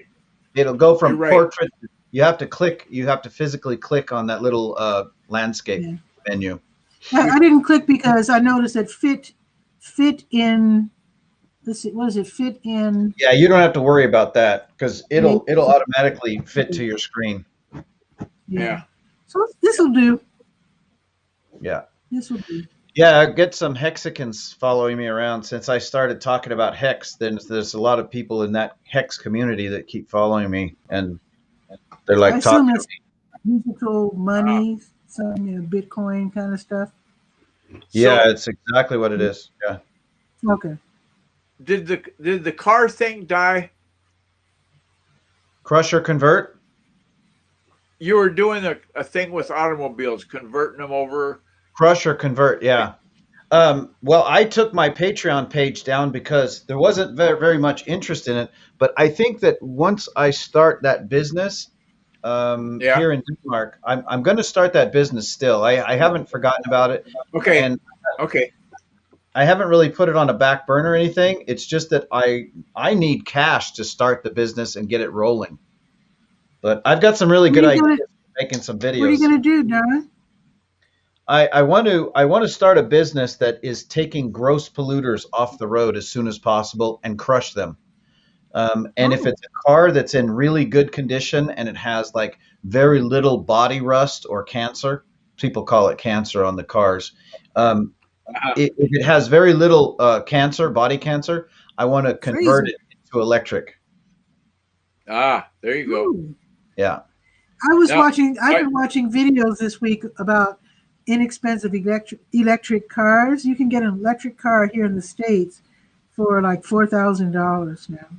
Yeah. What? I'm watching these little these adorable, very cute electric cars. $4,000? Thank you, Fraser. Yeah, yeah. I've heard of Teslas selling for 30,000, but I've not heard Oh of a shoot, 4,000. these cars are much cheaper. I wish I could think of the names of them. Let me see if I can grab my iPad and check the There's- history. The thing is, there's a lot of different cars, even here in Europe, that are small electric transportation cars. And I didn't know this before, but somebody had told me this. And this is after I sold my little Polo that I wanted to convert. He said that if I put a little placard on the back window, it's like a hatchback. Right. He says if I put a Right. little placard on there with the number 45 on it, a little triangle, then I could Mhm. legally drive it with no license plates on it, as long as the car is not capable of going faster than 45 kilometers per hour. And I said, that's pretty wow. cool. If I converted Yeah. it and just wanted to use it as a grocery getter, then I could do that, and Sure. it would be completely legal. Oh, and that's all the faster you need to go to the grocery store anyway. Yeah, yeah. Unless you're gonna go 200 miles away or something. We're Then going to nobody. next town. It's Yeah. this big Let's sale. Yeah. We're headed to Costco, and it's going to take overnight. I used to get frustrated with my parents because my dad would drive sometimes miles and miles down to Huntington Beach or something. We lived in Costa Yeah. Mesa. He'd drive all this distance just to go to some special store. And I go, why are we driving all the way down here to Costco when we can get the same stuff, Yeah. literally like Yeah. around the corner from our house? It never made sense. When we lived on the coast, we were in a conundrum because our distance to the Costco in Tacoma or the Costco in Silverdale were equal. So why would we go to one over the other? I don't know. But there's Yeah. times when we would go, the produce in Tacoma is so much better. And I'm going, it's off the same truck. The truck's going to stop in Tacoma and then it's going to run up the road and stop at Silverdale. It's going to be the same. It's going to be grown by the same guy in California. He's going to put 5 boxes of stuff in Tacoma and 5 in Silverdale. And, you're making it sound like there's a whole different organization. Yep. Crazy, I isn't it? found it. Look for the Candy. It's Kandi. The Okay. Candy K27, and then there's the Candy K23. They're between 4 and 6,000. Apparently, there's some kind of discounts you get if you Yeah. purchase them. You can buy them Wow. for, Made in yeah. China, probably, Let's see. The Candy is or Is South there Korea. 4,000? it's Chinese, but there's a partnership with GM, Yeah, so I'm yeah. not sure how that works. Well, I But tell there's you what, another. China There was will partner up with anybody because they're just wanting to get these cars on the road as quick as possible. exact. And the There was another. distribution that GM has would be awesome. Yeah. Well, here's the one by GM. They Hey, we don't should have, have the. Pat, you should have Fraser come in and explain to him how we know how to say his name now that Helen has trained us. Well, if he wants to, he can let us know in the notes to Okay. come in, and I'll be happy to do that. Fraser Ramsey Absolutely. from Edinburgh. But I'll go ahead and invite him since I know him. Oh, Let's see. We all know Fraser. Fraser Ramsey 58. from So did you do Edinburgh. did you put HAPS or hashtag HAPS challenge into your title? No. I didn't even know it. That's how you have to enter the contest is you have to use hashtag HAPS challenge, and then that's how you're Oh, entered. well, it's too late now. I've been on for an hour now, so it's probably too late. Yeah, I think Pat's gone beyond the contest. It's just kicking the tires. I was sitting in there doing a website audit, which is still running on the Chromebook, and I saw this message and working Mm. focus. Pat says, I'm going to go play with that HAPS thing for a while. And I Yeah. said, well, I could go fire up the big computer and go check it out. So I just put the Chromebook down on the end table, and away we went. But if I had the money to get one of those cute electric cars, I would jump at the chance. Yeah. Well, you got to buy Oh, some yeah. hex. I didn't hear you, Don. Buy some what? I said you got to go buy some hex, and then in a year you'll be able to buy whatever car you want. I just don't know about this digital stuff, Don. I don't know how You it know what? works. I don't care. You know what? I would say this, and this is what I said to somebody, and it sounded really kind of harsh and rude, but this woman Uh-huh. said to me the other day, she goes, "Oh, I thought that was a multi-level marketing scheme," and I go, "Hi, even multi-level marketing schemes at some point in time they earn money, but this is not. This is something that is, it's basically like this. If you were to take okay, have you ever bought something online? Anything? Of course. Okay. yeah. Of course. It's the exact same thing. The only difference is, and this is the only difference is, you are cutting out the middleman for your transaction. So say, for example, I wanted to buy something from, say, Amazon. And I go into Yeah. Amazon and they say, hey, what's your debit card number? Because I don't have any credit cards. What's your debit card number? I give them the information. And then I just I press the button and I do the transaction. The only difference between that and me using, say, I don't know, Litecoin or XRP or I don't know what other ones, Hex. Well, the most common one right now, it's common for a lot of things, is something called Ethereum. So if I wanted to use the Ethereum, I would first find a store that wanted to accept it or that could accept it, which a lot more and more stores are able to do that. I would basically be the bank, and I would just be sending them my currency directly from my account to them, and there would be no middleman. So cryptocurrency is no different than what you use every day. Okay, so when you have cryptocurrency, how do you know how much you have? They're like a cryptocurrency bank? I mean, No. You are the bank. You are your own bank. That's why most people, when they say, "Oh, you got to keep a hold of your keys," which is basically your account number. You have to keep. Yeah. You have to make sure that you don't give that away, and you don't send it to anybody, and you don't let any of these exchanges use your account information, because basically, Okay. when you're But using a is third party, mhm. when you're using a third party like an exchange, you're basically turning over your control of your own cash to someone else, and that's really a bad idea. That's how most people, Is- when they complain about cryptocurrency and getting their money taken, it's usually because some kind of an exchange did something wrong. oh, sounds Yeah. kind of dangerous if you don't know what you're doing then. Yeah, and that's why I suggest that people really learn, what the technology is offering, and what's coming up in the near future is going to be something that it'll be ubiquitous. Everybody will have an app on their phone. Like I have something called MetaMask, and it works beautifully. It works really, I really guess I'll nice. have to watch your shows because right now, the very little that I've heard about cryptocurrency, I'm sure I'm operating from bad memory and bad, maybe just the fact that I don't understand. Misinformation. Yeah, it seems that you don't control the value of your cryptocurrency. I've heard that it goes up and down. I guess much like stock market, where you don't really control what you No, have. I can dispel that real big myth, because what's happening right now is, if you go back and you look at the history of Bitcoin, the big daddy of all cryptocurrencies is Bitcoin right now, right? So if Yeah. you look back over the past 10 years, Bitcoin has had a 200% increase every single year for the past 10 years. It has outperformed every other asset class. So there's Okay. nothing on the planet right now that is accelerating and that is growing in value as much as Bitcoin.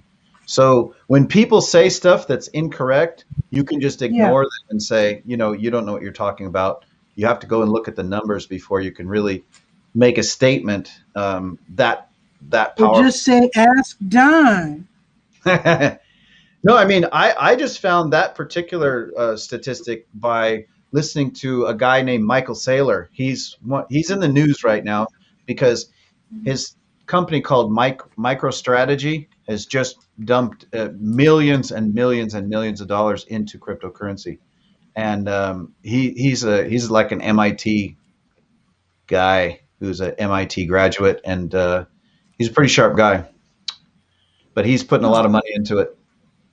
And that means that more institutions are going to get into it. isn't like Institutional investors, universities. institutional investors like big corporations and companies are going after Bitcoin right now. Okay. PayPal's already made it part of their platform as well. So Well, I need to go. I I have this project running on the back burner, and I need to go check on it. I'll see you Okay. later. Whoa. Okay. Thanks for stopping by, Guy. Yeah, Appreciate it. take care.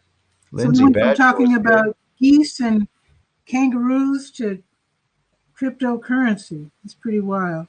Lindsay Badger was here. I haven't seen her for a long time. Yeah. I mean, she's from back in the days. Yeah, she was over there on Blab. Oh, and Eileen Smith was in the. I saw her in the Yeah. chat too, She's been here as well. from Philly. She's from your Hmm. neck of the woods, right? Well, Oh, I'm from she's from Chicago, Philadelphia. but same country. Same country, Same country. Yeah. but not the same part of the. Actually, Philadelphia is a fascinating city. I've never really been there, but from what I've been seeing, like in movies and also videos, it's really fascinating. It's such an ancient for USA, ancient city. Yeah, They I like mean to it's like the heart explore. of the founding fathers, right? Philly? Yeah, I mean the streets, the cobblestones, everything's so darn old, Yeah. and it's laughable. I know Europeans would probably just say, "Oh God," because they're only a Yeah, couple hundred years there's old. streets But all for over us, Denmark that are but cobblestone. for us, yeah, Yeah. But there's some of them that are really, really ancient. Like if you go to Copenhagen or if you go to Gråsten and you can see the old castles, Some of these castles are hundreds and hundreds of years old, Mm-hmm. and they're still being I'd used. like to travel the world one day. I mean, I've been to a couple of countries, and the last place I went in terms of international travel was Ireland a couple of years ago. I truly enjoyed that. I didn't get to go to the Cliffs of Moher, and I didn't. I was actually in Galway, so But see, there, I think that's wonderful. one of the things that people do when they travel is they have this picture of where they want to go and go Mhm. sightseeing, and they want to hit all those spots.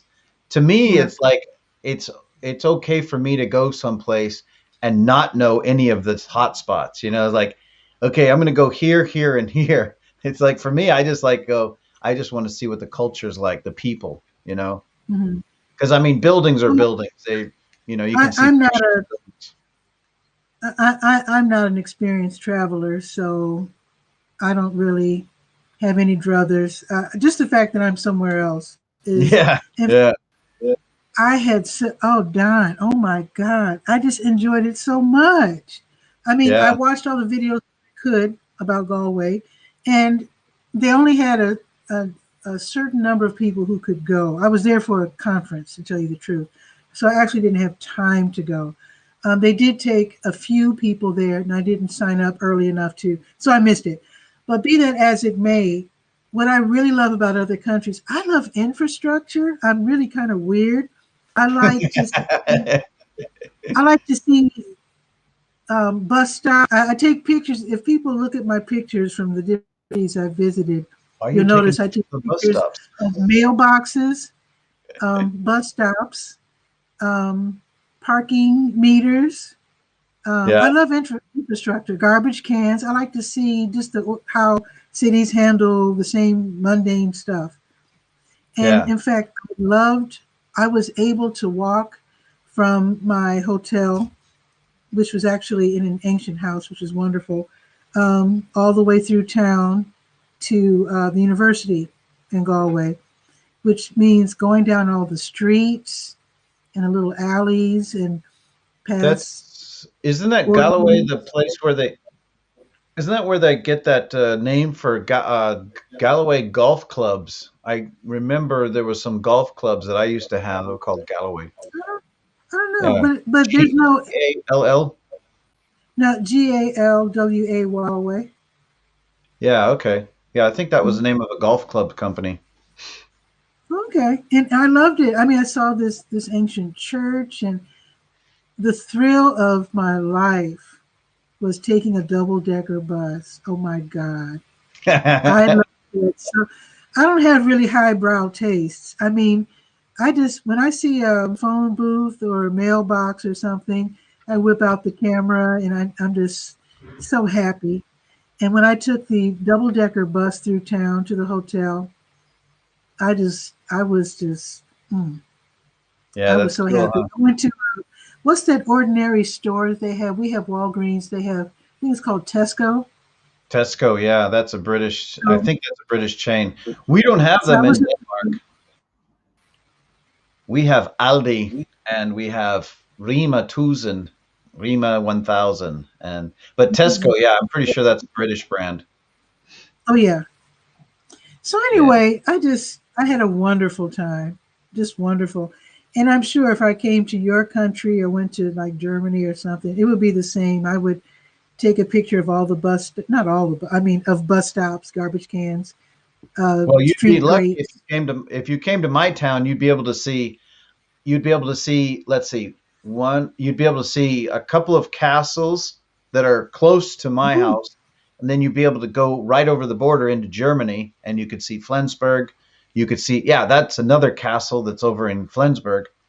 It's called cool. Glucksburg Slot, which Oops. is Glucksburg Castle. Hmm. So there's But you that know what? castle, and yeah, You there's two. find out very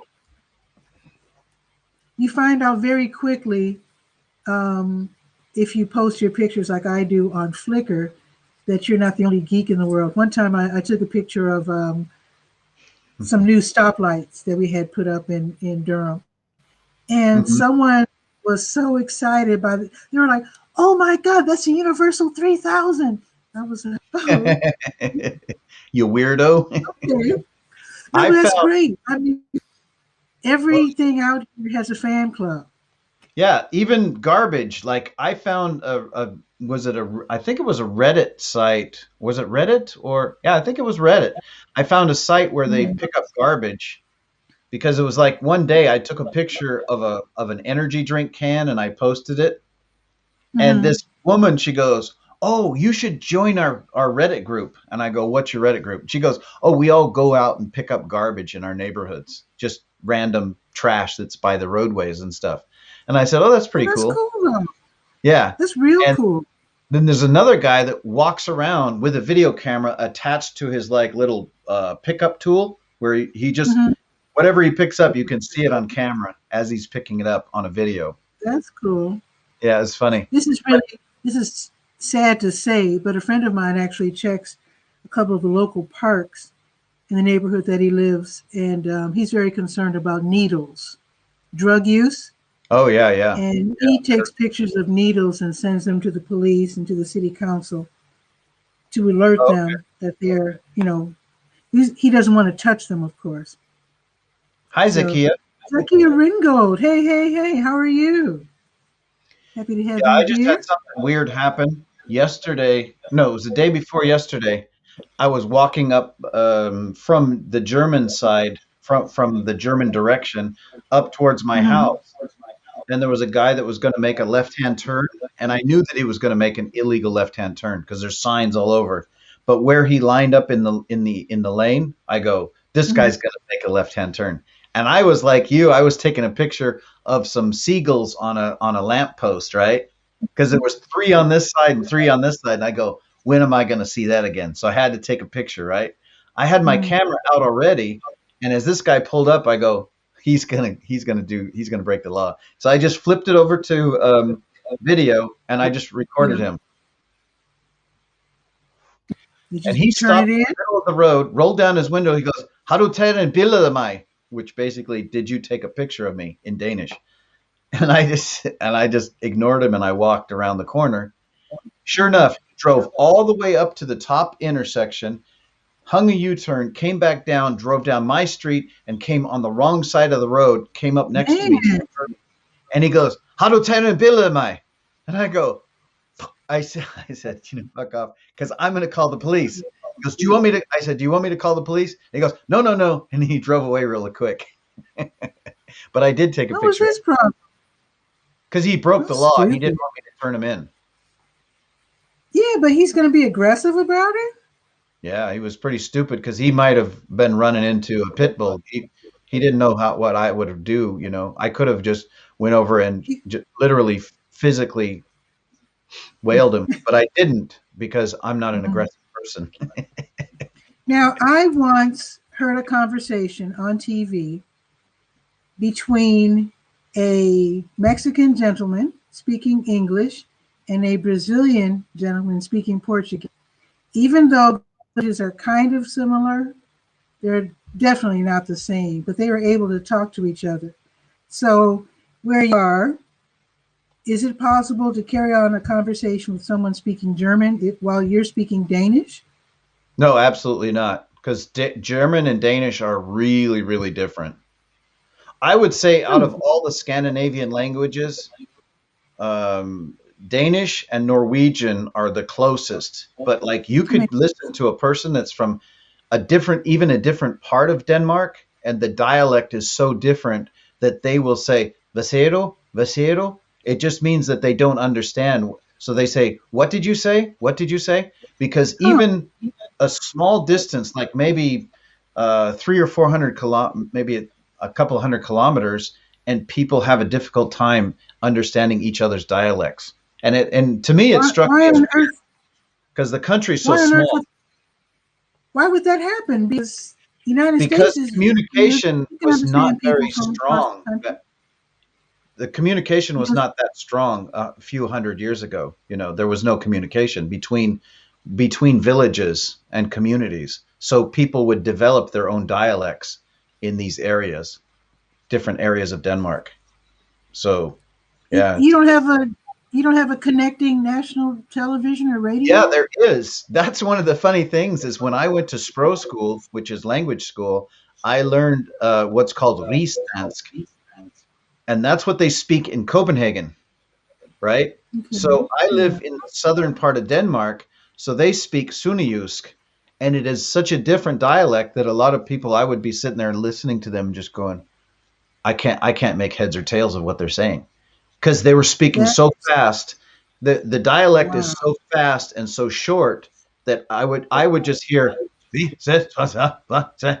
and it's like all these little grunt sounds, and it's not a very pretty language. But when you hear a person that's from Copenhagen and you like watch old Danish films, then Mhm. it's more clear and it's a little bit more melodic and smooth, and it's nicer to listen to. So there is a difference in the dialects. So even well, you're saying dialect, so that indicates that the words But are German different. is I mean, in North completely different. Carolina, okay, because here in North Carolina, we're known for having so many different accents, but for the most part, we're all speaking the same language. But the sounds are amusing because they're so different. And of course, there's different accents across the United States, but we're Yeah. all pretty much speaking the same language. I mean, Yeah. if I lapsed into what they call Black English, you would still understand me, except for a few maybe slang words that maybe you haven't heard Some before. But jive. You remember yeah, the movie? I, You remember that movie called Airplane? yeah, that was embarrassing. Yeah, that was But I funny. mean that was like an expression of a dialect or a change in a person's language that was I believe it as being something that's not only kind of like the cool hip thing, but it was like a Mhm. part of a culture that just formed because people were just trying to say something different and cool and or shorten up a word, and so they would Mhm. use a different word to describe what they were trying to describe. You know what I mean? Yeah. It's like in Denmark too. They have something like your sofa. There's like 3 or 4 different names for a sofa. And the same thing in the United Oh, States. Like I remember yeah. people used to call it a Davenport, and some people like Davenport, Davenport, Iowa was where divan, they were made. sofa, couch. Sure. A divan or something like Mm-hmm. that. Yeah. Something like that. But the Yeah. same thing happens here in Denmark. But it's to the point where they have so many words that are different that they will be confused, and it's like, eh. But I think 'Cause- with any group that's isolated, you're going to just naturally evolve. Your language will. It's the same with Black English. I mean, for the most part, many Black yeah, folks have lived in communities where they really didn't have. They might have had access to the outside world with yeah, television, but in man. terms of I got an speaking, accent. I'm from South Texas. People say I got an accent. it's just like with Brazilian and Portuguese. You know, the Portuguese went over Yeah, to Brazil and then pretty much cut ties. So Brazilian Portuguese has a lot of African and native words that you don't hear in Portuguese, and they just sort of spun away from each other, like British yeah, English and American English. It's really fascinating. It's really, yeah. really super interesting. That's why when I So, go to China, I was asking people, I said, well, what should I be learning? Should I be learning Mandarin or should I be learning some other form of Chinese? And they said, yeah, you'll be all right if you learn Mandarin. I'm like, oh, okay. I heard that the two big ones were man. Is it Szechuan? Is how you pronounce it? Sichuan? Szechuan. Szechuan. Which Sichuan. now I heard that. So those are the two main languages. But if you're watching a music video and they have the lyrics written in Chinese, Uh-huh. they can read. You can read the same lyrics in either language. The words are completely different, but the written language is the same. I find that hard to understand. But so yeah, so if you're watching the lyrics in a piece, Like a see, karaoke thing? because sometimes they have the lyrics for that's just the way it is. Everybody has lyric videos for Yeah. perform the song. But if you speak Mandarin, you will read those lyrics and use a whole different set of words than if you're reading them in Szechuan, but it's the same characters. I don't know how they Yeah, figured that, how they worked it out. But yeah, I don't so you've know. been I to mean, China? what? So you've Yeah, been I to want to go. China. I want to go to China as soon as possible. I went to Japan. But Yeah. you know what? What's really funny, I learned from other Japanese people that they learn their characters simply by rote, and they're told what it means, and that's it. And when I pointed out to my Japanese friends that the word for X to me as an American looked like a little guy, like running like this. That's what the character looks like. Yeah. And they were like, oh, you're right. What? And I'm like, well, it's just common. I mean, it's what it looks like. It's a little guy and he's like running, like Uh-huh. like a little sprinter. They're taught that that is the word for exit, and that's it. And also the word for, I learned to recognize characters by what they look like. Like the word, like the car really does look like a little car from overhead. Oh, So it's, Mandarin and Cantonese. oh, Uh, Cantonese. yeah, That's what it Mandarin should and Cantonese. So, be. Okay, yeah, thank you. Hunanese, Min dialect. These are different dialects. Yeah, Hmm. Hakka, Putagua, Putangua, Mandarin, Cantonese, and Hakka.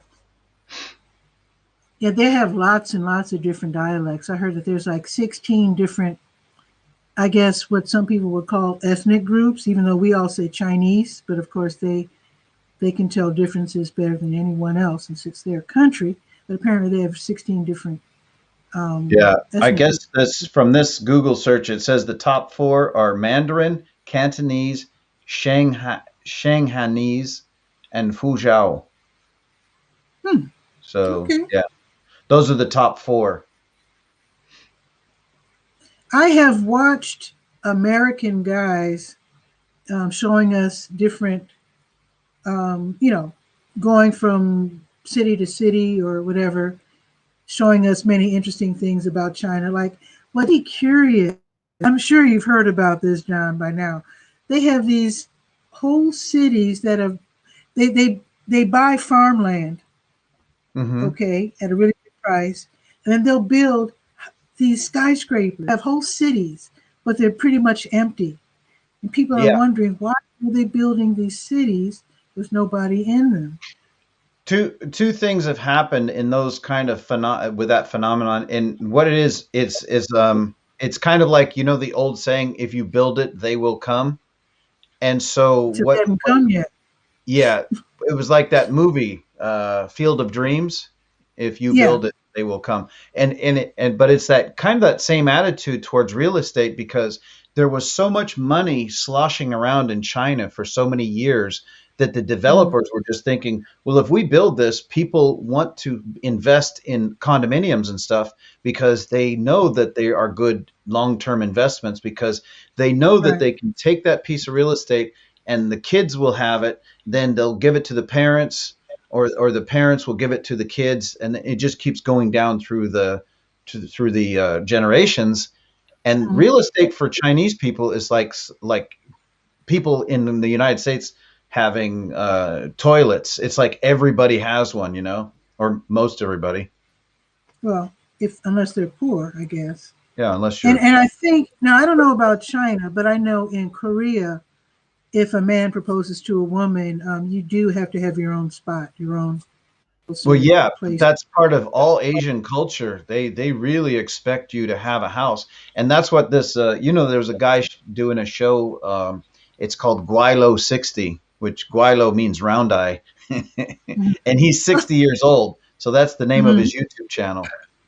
And mm-hmm, anyways, he goes around with his wife and they just go touring around parts of China and they say, "Oh, mm-hmm, this is we got a new, I don't know, water theme park that's opening and we're going to go mm-hmm, take a tour of it or we're going to go see how they do vegetable gardening in this part of Hunan province." So they mm-hmm. do this really cool stuff. But the thing that I noticed about the program is he's very good at basically dispelling a lot of myths about China. Like, oh, you guys don't have any birds. It's like, what? It's kind of a weird thing for somebody to say. But he gets all these weird comments on his YouTube chat, and he just basically, a lot of them he ignores, obviously. But sometimes he actually goes out and proves people wrong. He says it's just a really nice place to live, and they have a lot of. He goes, it's for people saying, "Oh, it's a communist country," because he has a lot of freedom there, and he goes, he never has any problems with the economics of the place. So I don't know It's what interesting how they have this how they keep track of the social points. Yeah. I saw a couple of videos on how you have to toe the line, and they pretty much. But that was that's a new development since they had facial recognition. That's something that's it's very really new. interesting. Yeah. Yeah. Oh, the point that I was getting at, I think I missed it, was what he was talking about. What we were talking about, the housing thing with the houses. Oh yeah, yeah. What he mentioned in one of his videos was specifically that. He says that everybody he knows, even down to the person that's collecting garbage, the local garbage man, he goes, everybody he knows owns a house in China. And so he said what he was saying is about those big buildings and stuff that are sitting empty.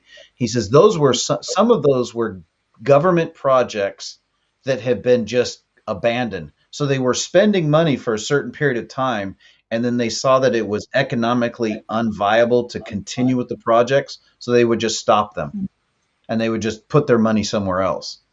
And so, yeah, he said now the biggest project that's going on in China is the Belts and Roads project.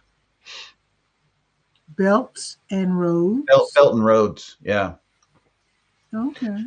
They're basically trying to connect the old Silk Road. Remember the old Silk Road? Did you watch Marco Polo? I did not. Oh, okay. Well, But I know I'm familiar with the phrase. There's something called the Silk Road, and it was literally the thing that was like taking all of the silks from China, and it was going through to Europe. So there was actually paths and places that people travel to. And so what they're basically doing is they're going to be putting in highways and things like that for the old Silk Road. Yeah, some of the streets here in Durham, North Carolina are old Indian paths. They're popular roads anyway, not roads, but popular paths that they decided, well, we might as well put a street here since, it seems to be a popular way to get around. Wipe out the trails of the Indians, yeah. The Indians used to use this was their prime hunting grounds. Well, let's put a car park on it. Let's put a shopping mall here. Well, this was an Indian burial ground. Oh, yeah, let's put McDonald's there. Well, I hope they're not that disrespectful. Oh, yeah, they are. I think they've been disrespectful to the Indian population since time began. Absolutely. I know that's true, for sure. Yeah. But, yeah. They've killed more of them than anything. That's kind of another thing. I know that sounds like a downer, but just think about how much culture is gone because of European influence on America. It's just I'm just glad that so many still have outlasted, the tragedies that happened to them. Here in North Carolina, of course, there are quite a few Native Americans, Native tribes still around. And in fact, the hip thing to do in public meetings, well, that's that's a West African word that was brought over and used. No, that was like New York thing, right? The hip. Hip is a West African word. It was originally hep, just like a jukebox. Juke is a West African word meaning goof around. So juke joint is where you go to goof off. Oh, okay. And, because you will hear like really, really old people say, "Stop juking around."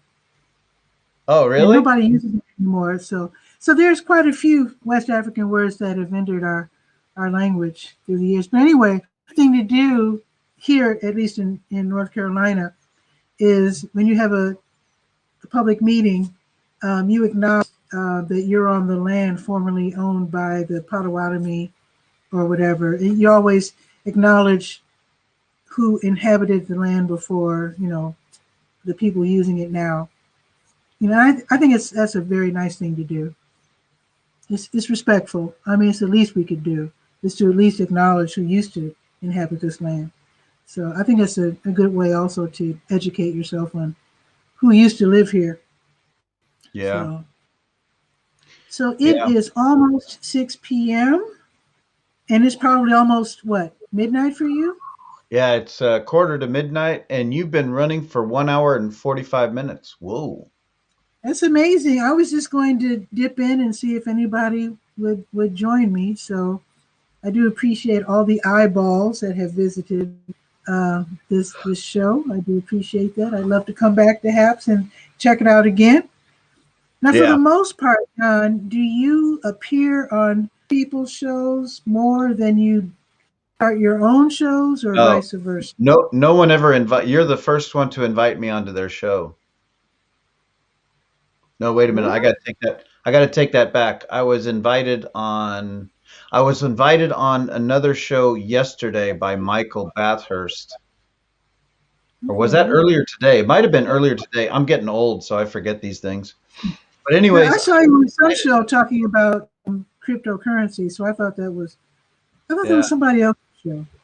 Michael, he had a guest on that was talking about economics, and I feel like I had to kind of like school him on some of his ideas about cryptocurrency, because there's so many really bad people out there that are spreading misinformation, and that it's really frustrating, because it's like, you think of it like, there was a point in time when there was horses and buggies running around the roads, and then there was a transition into cars, automobiles.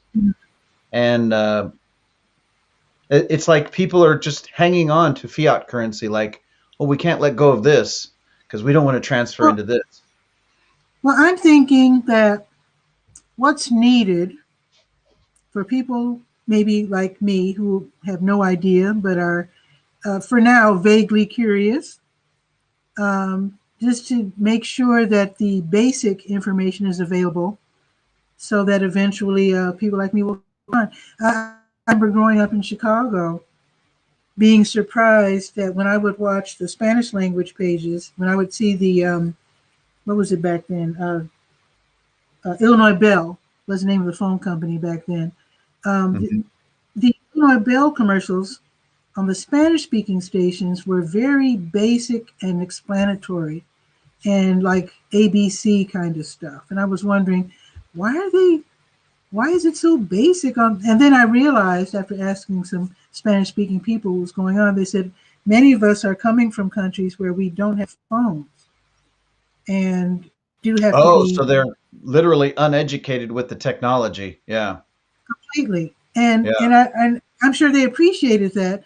And I appreciate the fact that Illinois Bell, they wanted them as customers, of course. And so I love the fact that they were willing to explain how it works. Yeah. Whereas with their English language, because they figured we all knew, And so maybe those of you who are trying to, encourage us to get involved with cryptocurrency, maybe you can just make sure that we can get our hands easily on ways to have it explained to us. Yeah, I've argued that same point, because I've had these conversations with other people who are real techno nerds, and they're just like, their brains are like 10 times bigger than ours. I think they need heads that are this big, It's like they get so much information. And this one guy, he went down that rabbit hole of talking about cryptocurrency mining. And I go, listen, nobody needs to know about that stuff. You don't need to know how to rebuild your carburetor, but when you get in your car, you know that when you put gas in, it goes in, it ignites, and the engine goes boom, so you go down the road. You don't need to know how that engine works. You just need to know that it's going to work, when you turn the key. Exactly. The same thing with cryptocurrency. These guys are such nerds that they get all into the details. And I go, nobody wants to know that. Nobody wants to know that. When you look at your MasterCard, You don't need to know the computational power of your credit Oh, card when you swipe it at a computer's terminal. It's like, no, I don't want to know how that works. I want to just know that it does work. exactly. And you're right. I mean, these guys are making it way too difficult. And that's one of the reasons why I liked Hex so much, because when I went over to their website, I was thinking from my point of view, because I'm not that technically, inclined when it comes to these things. And I looked at it and I go, oh, I can do this. I can really do this. Well, I think if you put out a YouTube video, cryptocurrency, the Tutorial. basics, what you need to know, probably get 200 zillion kabillion views, because I would know where to start. Yeah. I Yeah. would know where to start.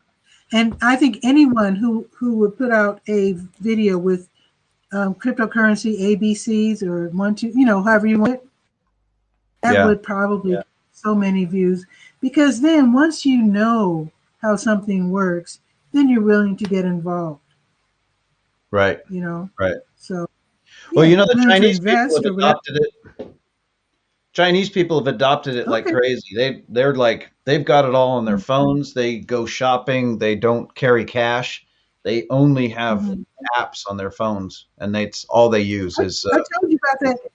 I told you about the Canadian guy, right? He went all over China, and the only place he could spend his cash was in some country town where they had a little tiny little sideway market store. That's the only place that is his cash. Yeah. Hey, Yeah. Fraser's here.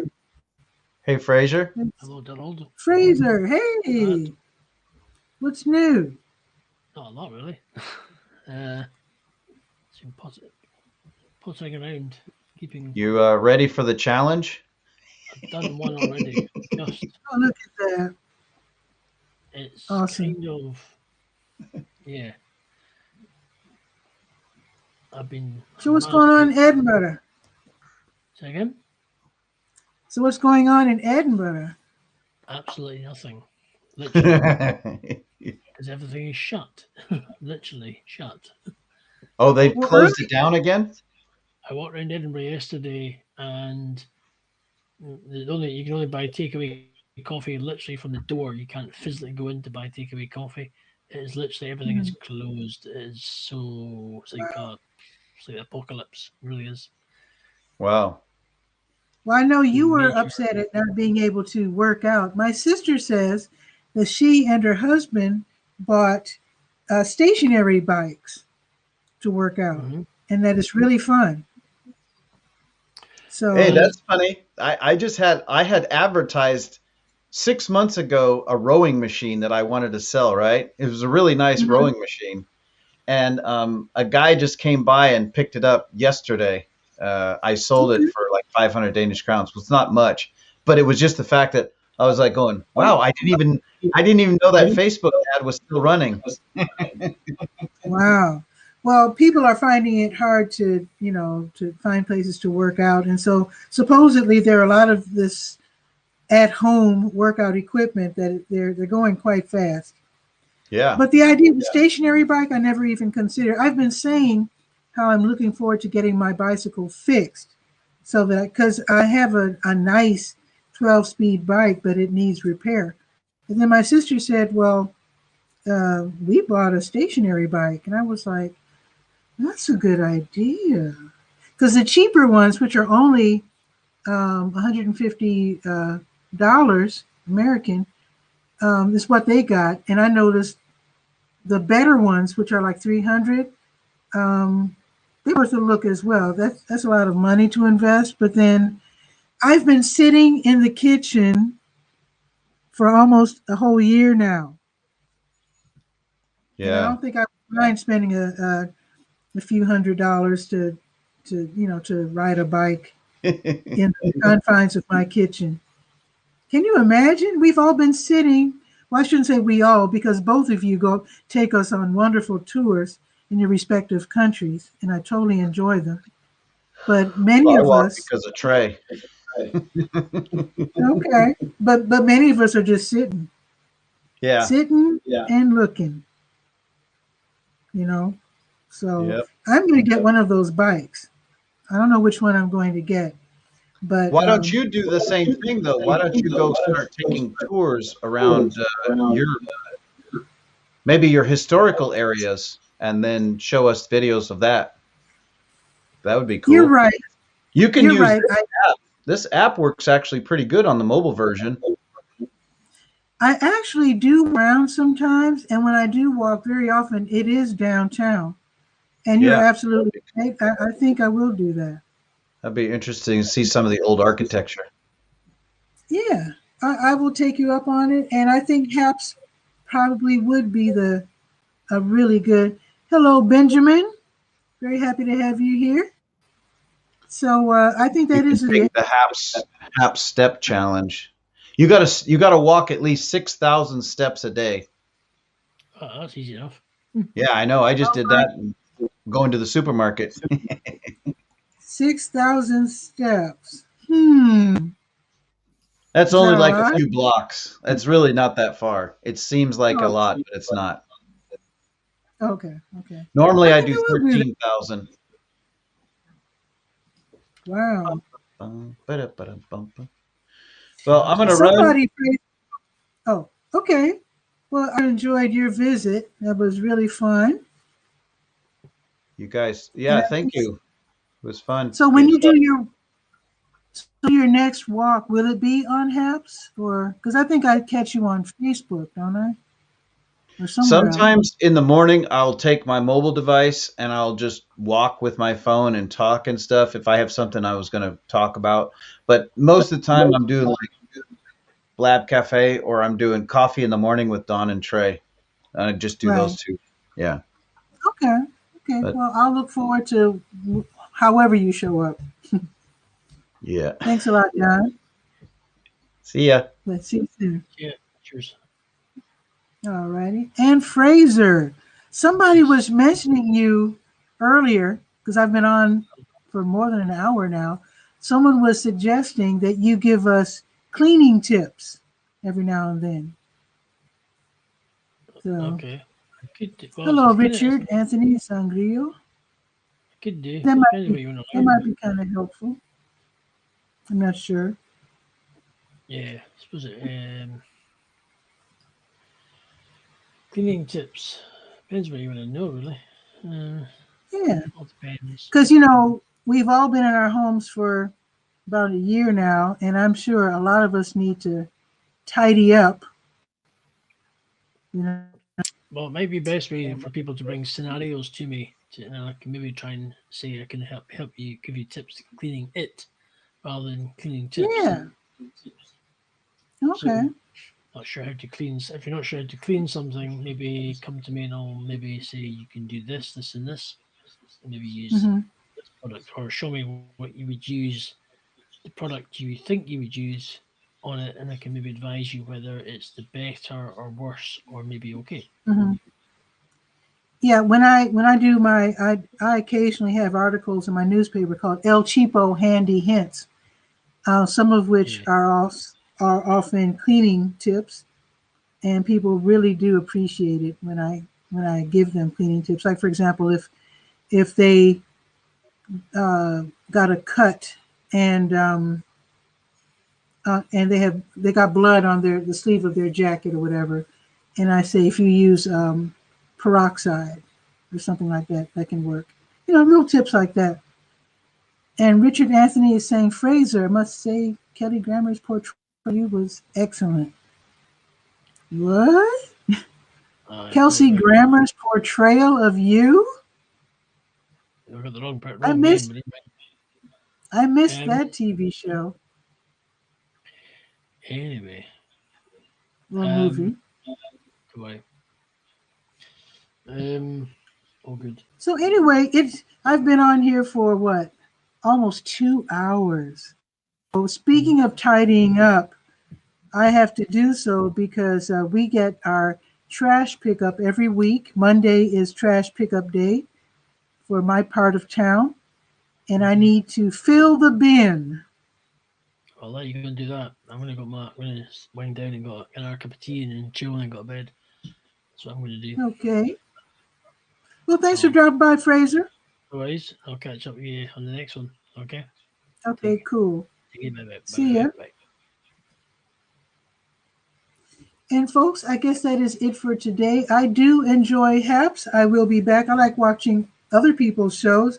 I will hopefully check out the folks who dropped in and see if they have shows and follow them as well.